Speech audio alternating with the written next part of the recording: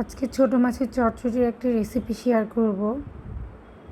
অনেকে হয়তো বা পারেন, কিন্তু আজকে আমি দেখাবো খুব সহজে কিভাবে রান্না করা যায়। কালো কালো দেখে ভাববেন কেন কালো, আসলে পুরো ভিডিওটা দেখলেই বুঝতে পারবেন কেন কালো হয়েছে। আর কালারটাও ভালো আসবে, দেখবেন সবাই ধৈর্য ধরে। তো এই রেসিপির জন্য প্রথমে আমি একটু পেঁয়াজ কুচি, একটু মরিচ কুচি আর একটু টমেটো কুচি নিয়ে নেব। এটা পেঁয়াজ দিয়ে রান্না করব। আর এখানে মাছ নিয়ে নিয়েছি। মাছটা অবশ্যই লবণ দিয়ে ভালোভাবে ধুয়ে নিব, যেন মাছের গন্ধ বা ময়লাটা চলে যায়। তো এই যে দেখেন, মাছ নিয়ে নিচ্ছি। মাছের মধ্যে আস্তে আস্তে সব কিছু অ্যাড করব। প্রথমে আমরা মাছের মধ্যে টমেটোটা দিয়ে নিলাম। টমেটো দেওয়ার পরে আমি এখানে মরিচ কুচিটা দিয়ে দিব। মরিচ কুচিটা দেওয়ার পরে পেঁয়াজ দিয়ে দিব।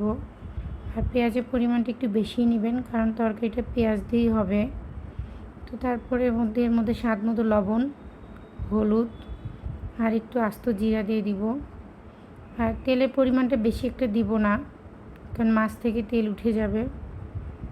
তো এভাবেই আস্তে আস্তে মেখে নেবেন, সাবধানে মাখবেন যেন হাতে কাটা না বিঁধে যায়।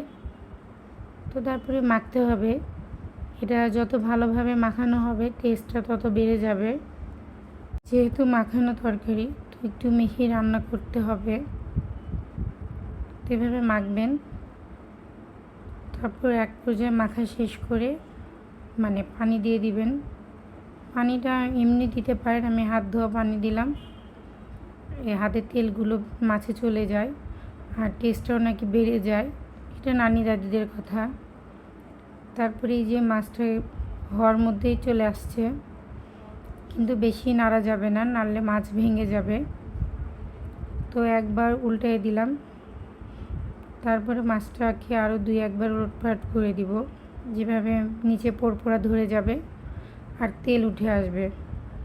তেল যখন উঠে আসবে তখনই বুঝতে পারবেন যে আপনার পুরোপুরি অনেকটাই হয়ে গেছে। তারপরে এপিট ওপিট করে 2-1 বার মাছটাকে একটু ভাজা করে রেডি হয়ে গেল মাছের চচ্চড়ি পোড়পোড়া। ভালো লাগলে লাইক, কমেন্ট